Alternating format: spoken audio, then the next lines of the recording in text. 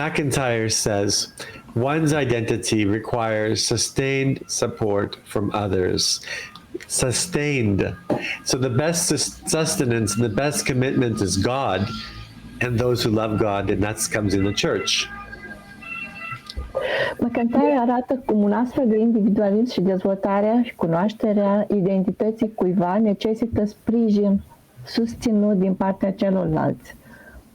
Omul este un animal care povestește.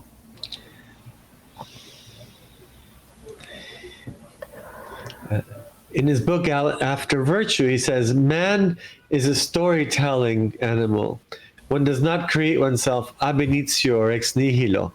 You are in a story, you're in a narrative with other people. Deci, în cartea sa, după virtute, omul este un animal care povestește. Nu se creează pe sine însuși ab initio or ex nihilo. Yeah. So, as we talked about this human soul, the human soul is about essentially what makes the human soul distinct from the animals is that the human soul focuses on universals and can talk. Animals cannot communicate the way we communicate because they focus on the particulars. So human language is what allows us to communicate with others. One is created in this sense and finds himself in a family, a culture, civilization. So one's identity then develops in conversation with these others, both past and present. Deci, o persoană este creată și se găsește ca parte într-o poveste de familie, cultură și civilizație. Identitatea cuiva se dezvoltă în conversația cu ceilalți.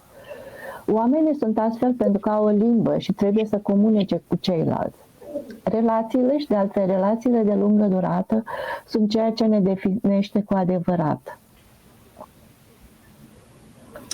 So relationships, and long-standing relationships at that, the common life, the common, are what really define us.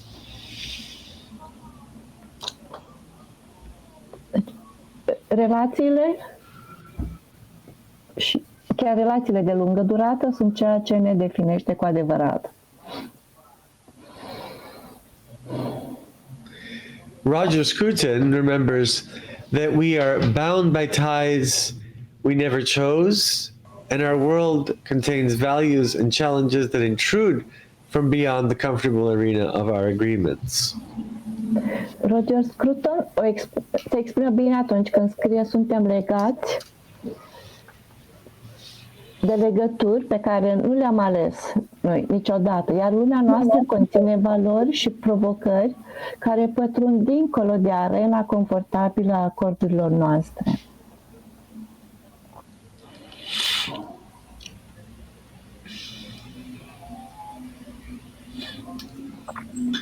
So the next section is that basically includes expressive individualism does not see any of this, and it produces people who are very lonely and unhappy.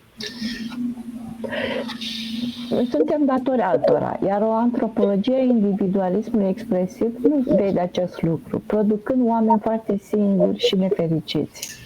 As you look at the picture here, the image that I chose, you look at these people looking at the mirror of themselves. The narcissism is unbelievable. Dacă vedeți această imagine, observăm oamenii se uită în oglindă la imaginea lor proprie și sunt singuri și nefericiți. The solitude of Christ in this regard, like, the monos of the monk, is not the loneliness of the monad.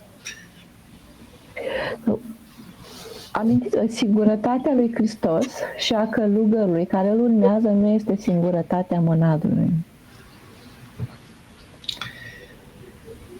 Sneed expresses it well when he writes, the conception of human relationships not as a web of mutual indebtedness and shared concern, but rather as merely instrumental and transactional, exacerbates existing inequalities and compromises the networks of support for the weakest and most vulnerable.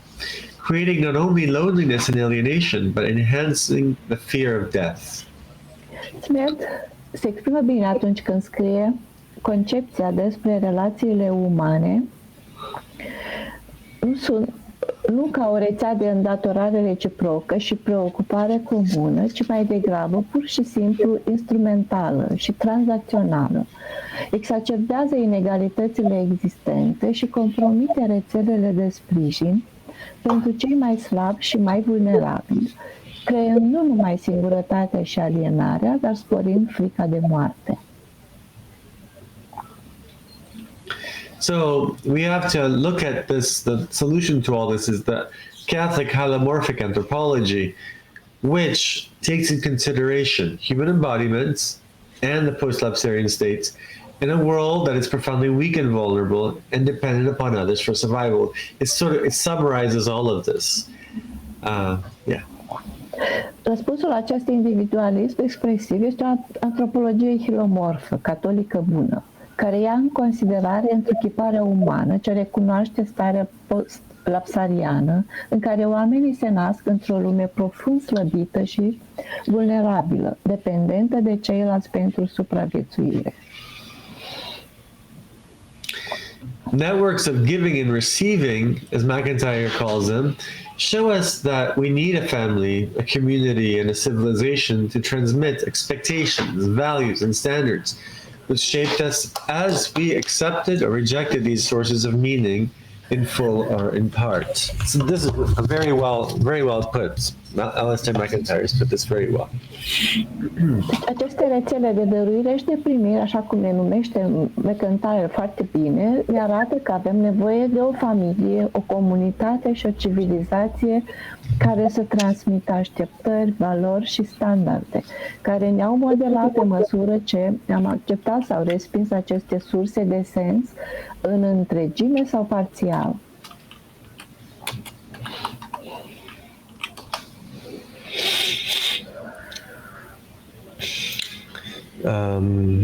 Excuse me.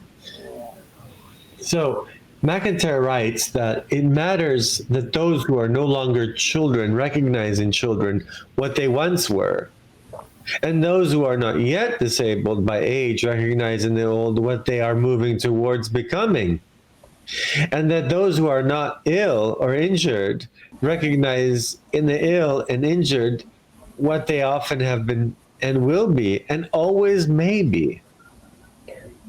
McIntyre scrie ceea ce contează. Cei care nu mai sunt copii recunosc în copii ceea ce au fost și ei cândva. Iar cei care nu sunt încă cu dizabilități din cauza vârstei recunosc că bătrânețea este direcția spre care se îndreaptă. Iar cei care nu sunt bolnavi sau răniți recunosc în cei bolnavi și răniți că adesea au fost și vor fi, poate chiar vor fi.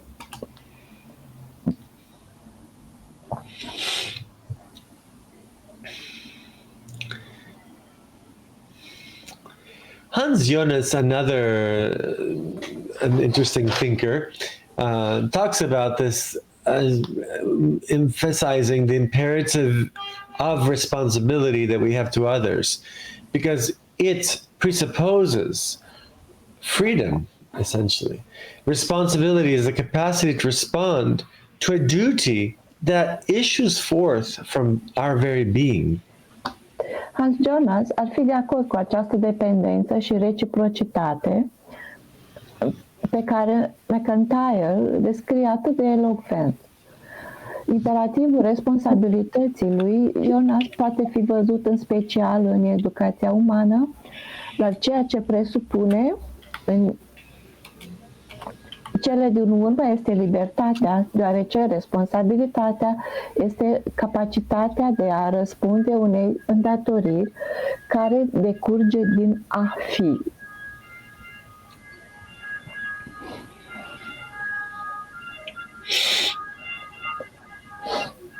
So we see that essentially true freedom comes when one is able to be truly oneself, to be empowered in the truth, and the gratitude about one's origins, one's present life, one's future. This is essentially what law and public policy must defend and promote. And this is not what we're seeing. And as we saw in the latest situation in France with the abortion law that was made in the Constitution, that's not promoting the future, the present, or the past.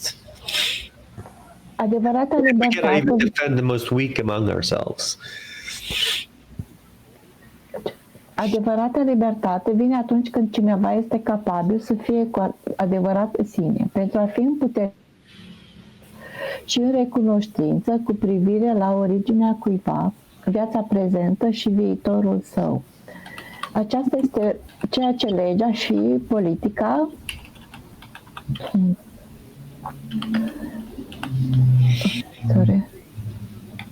publică trebuie să apere și să promoveze, ceea ce nu se întâmplă în Franța în zilele noastre. Ce se întâmplă este neconstituțional.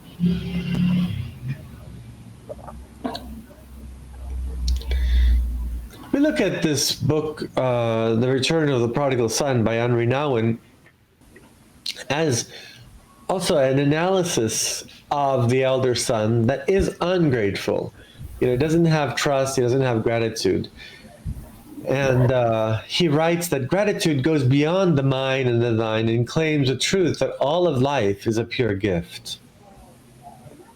În celebra sa carte, Întoarcerea fiului risipitor, părintele Henri Nouwen se uită la tatăl, fiul risipitor și fiul cel mare într-o analiză a picturii lui Rembrandt din 1666, Întoarcerea fiului risipitor. În analiza sa despre fiul cel mare, Nouwen subliniază ceea ce lipsește, încrederea și recunoștința. El scrie că recunoștința depășește al meu și al tău și susține adevărul că toată viața este un dar pur.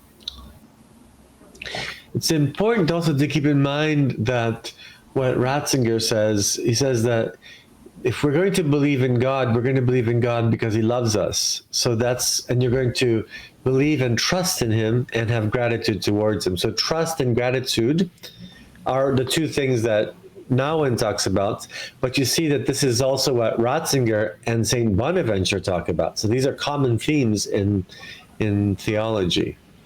Trust and gratitude of a loving God. Deci ceea ce spune Ratzinger, că noi trebuie să avem încredere în grația și să-i mulțumim lui Dumnezeu pentru ceea ce suntem și pentru ceea ce avem. Okay. So gratitude can also be lived as a discipline itself in this regard. The discipline of gratitude is the explicit effort to acknowledge that all I am and is given to me is given to me as an act of love. În trecut m-am gândit întotdeauna la recunoștință ca la un răspuns spontan, în conștientizarea darurilor primite. Acum îmi dau seama că recunoștința poate fi trăită ca și disciplina. Disciplina, recunoștința este efortul explicit de a recunoaște că tot ceea ce sunt și am îmi este dat mie ca un dar de dragoste.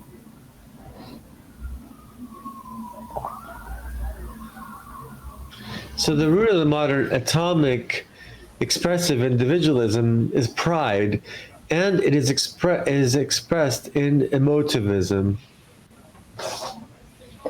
La rădăcina atomului modern, individualismul expresiv este mândria și se exprimă în emotivism.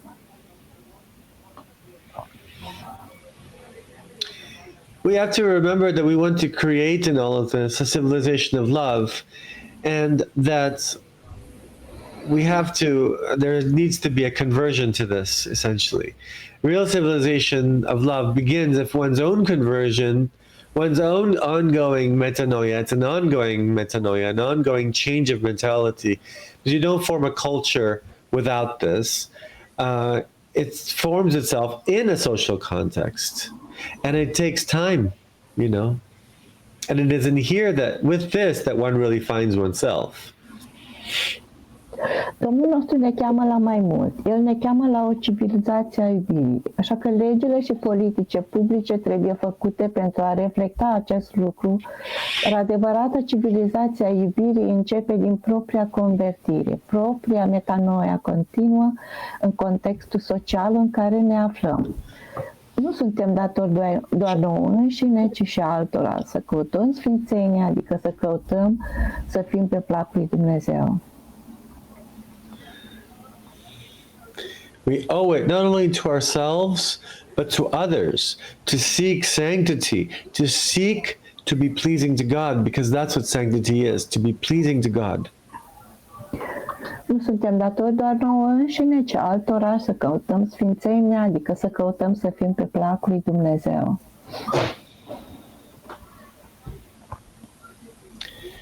Erik Varden, the Bishop of Trondheim, he writes this book, The Shattering of Loneliness. It's a very good book. And here he talks about this scene with Lot's life. And Lot was a nephew of, or cousin of Abraham. And he basically shows that Lot is very mediocre in his spirituality.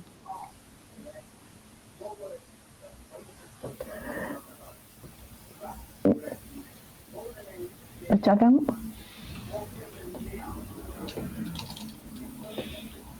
slide. Așa. Erik Varden, zdrobirea singurătății, vede Rașii de Troi, vede plecarea lui Lot ca o respingere a lui Avram și a Dumnezeului lui Avram. Lot dă dovada unei necredințe care, în timp ce călătoreau împreună, l-a împiedicat efectiv pe Dumnezeu să se adreseze lui Avram. Lot este nepotul lui Avram.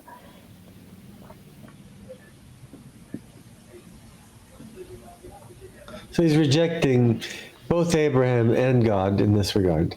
So had Lot not been of an inferior kind or mediocre type, he would never have found pleasure in the land and companionship of Sodom. So you see this just by the very fact of where he goes, you know. And because of this, he's unable to convince his wife to leave. Deci, Lot este văzut ca o persoană mediocră care nu a reușit să o convingă pe soția sa să plece. I think it's an interesting example of someone who's unable to turn to God properly and perfectly and is lonely in the end because of his mediocrity. Este un exemplu care ne arată cum cineva care este mediocru nu îl ascultă pe Dumnezeu, nu se poate întoarce adevărat spre Dumnezeu. It's the lacking, essentially, and as we see in this next slide, lacking the virtue to accept God's salvation in full. Origen pours scorn on this cowardice, on the absence of spiritual ambition. Lot was not a man to rise to any appreciable altitude. His sights were set too low, essentially. Slide number 71, the one with the mountain that you see, that he doesn't have his sights set on high. If you look at that slide, there, that one. Lipsit de virtutea de a accepta mântuirea lui Dumnezeu în întregime. Origene revarsă dispreț asupra acestei lașități, asupra absenței ambiției spirituale. Lot nu era un om care să se ridice la vreo atitudine apreciabilă. Viziunile lui erau prea joase.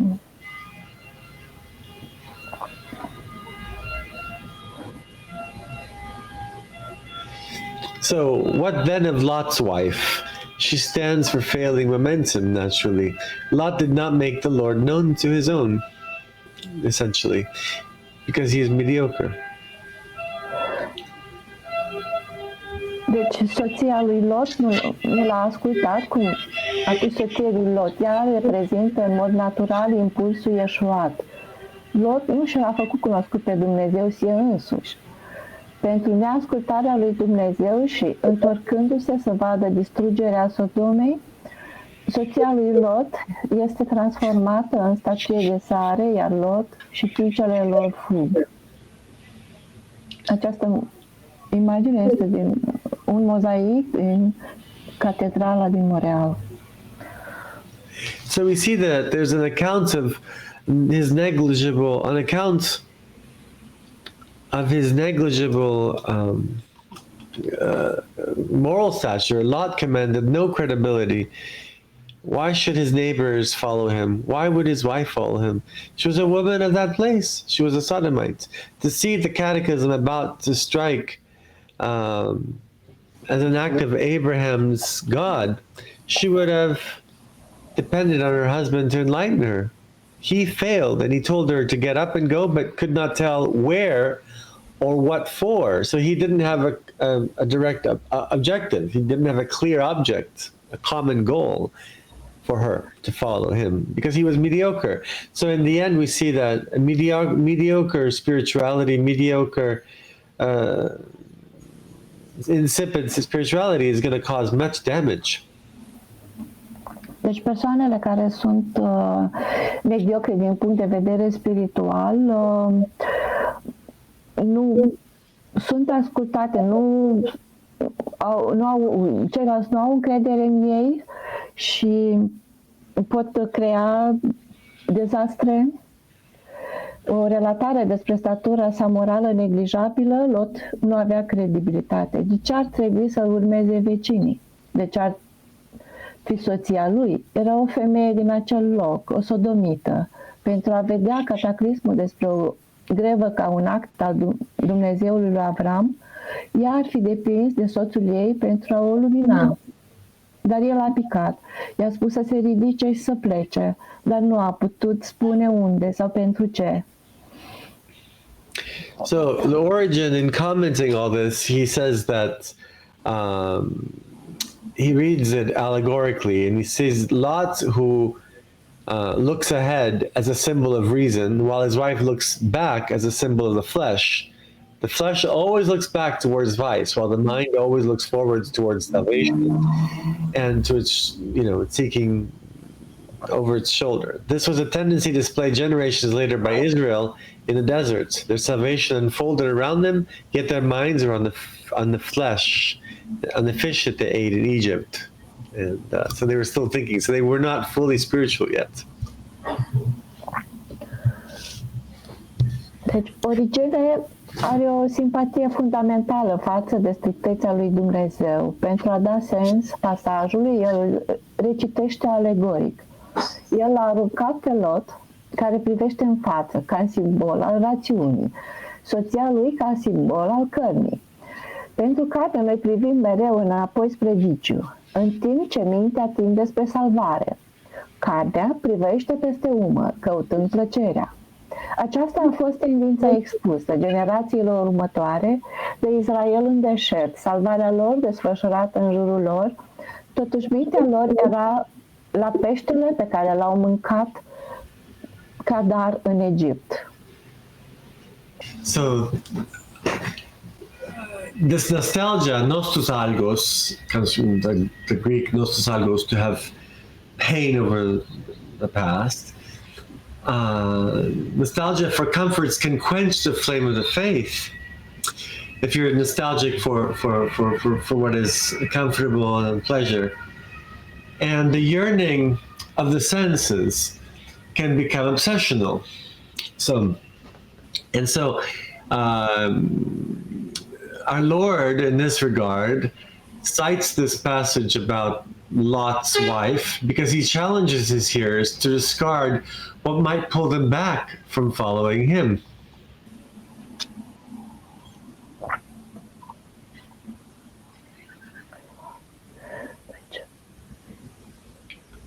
Nostalgia pentru confort poate stinge flacăra credinței. Dorința simțurilor poate deveni obsesivă.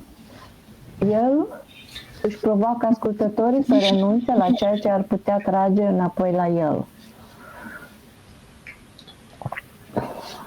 So what we're trying to say here is the importance of this, again, going back, the importance of the spiritual life, of looking at things much more much more elevated, and to look at man that way, you know, in a way that his mission is much more elevated than just to become like a glorified animal. Remember that man is not different from the animals just in degree, not in degree, but in kind. There's a distinction in kind, not in degree with animals. So on a final note, as I was reading this book by Sneed, where he talks about expressive individualism, I was traveling from Rome to Lisbon with a long layover in Barcelona. And when I boarded the plane to Lisbon, a flight attendant came through the aisle asking whose bag it was, which he was holding. And I noticed that it was the pockets were flapping and it was my bag. And my missal for the mass was missing. So it got worse because I went to ask the flight attendant what could be done about this. The missal was a gift, you know, it had a personal value for me. And so I felt really bad. And anyway. Și ca într-o notă finală, datorez o mare parte din structura acestei lucrări celui de-al doilea capitol al cărții lui Cartas Med, ce înseamnă să fii om. În timp ce călătoream, în timp ce citeam această carte în iulie, călătoream de la Roma la Lisabona, cu o escală lungă în Barcelona. La Roma m-au forțat să-mi pun bagajul meu mic la depozitare. Între timp citeam această carte. Când m-am urcat în avionul spre Lisabona, un însoțitor de bord a venit prin alee, întrebând la cui era geanta pe care o ținea în mână. Buzunarele din față fluturau și am observat imediat că era a mea și îmi lipsea misalul, cartea de rugăciune. După cum vă puteți imagina, nu eram mulțumit de scenariu.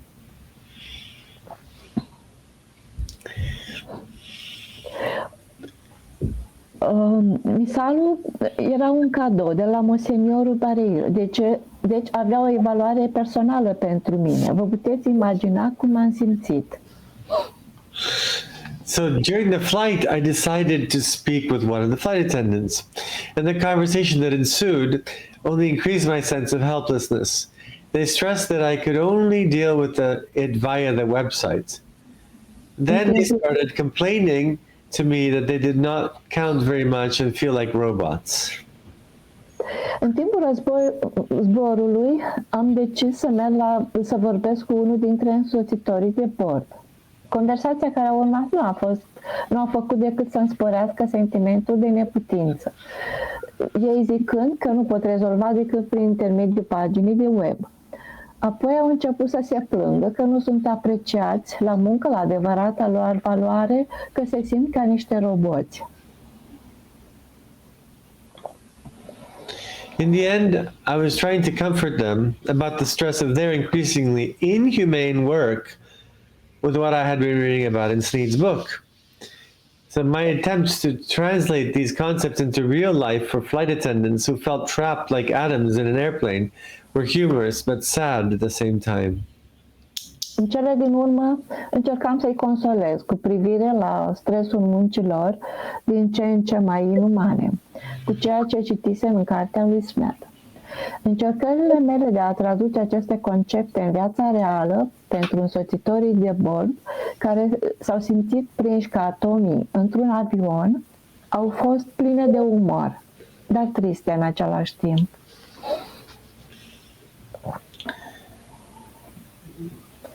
We have in all of this but to open our eyes to see that the world around us is indeed becoming more inhumane, but at the same time we cannot lose hope in Christ. Nu trebuie decât să ne deschidem ochii pentru a vedea că lumea din jurul nostru devine într-adevăr din ce în ce mai inumană. Dar nu ne putem pierde speranța în Hristos. In his treatise on hope, in the Summa Theologiae, St. Thomas Aquinas reminds us that hopelessness is a sin, which is not among the gravest, but is certainly among the most dangerous. He explains that the gravest sins are hatred against God and incredulity, but hopelessness is more dangerous because once hope is lost, one precipitates inexorably into other sins. În tratatul său despre speranță, în Summa Theologie, Sfântul Toma de Aquino ne reamintește că lipsa de speranță este un păcat care nu este printre cele mai grave, dar este cu siguranță printre cele mai periculoase. El spune că păcatele cele mai grave sunt ura împotriva lui Dumnezeu și neîncrederea, dar lipsa de speranță este mai periculoasă, deoarece, odată ce speranța este pierdută, oricine se precipită inexorabil în alte păcate. So how do we keep up our hope in this context? I believe it is by studying more profoundly the truths of our faith and sharing them with others who are truly desperate for the truth. Speranța este pierdută, dacă speranța este pierdută, cum ne păstrăm speranța? Eu cred că prin studierea mai profundă a adevărurilor credinței noastre și împărtășindu-le altora care sunt cu adevărat disperați pentru adevăr.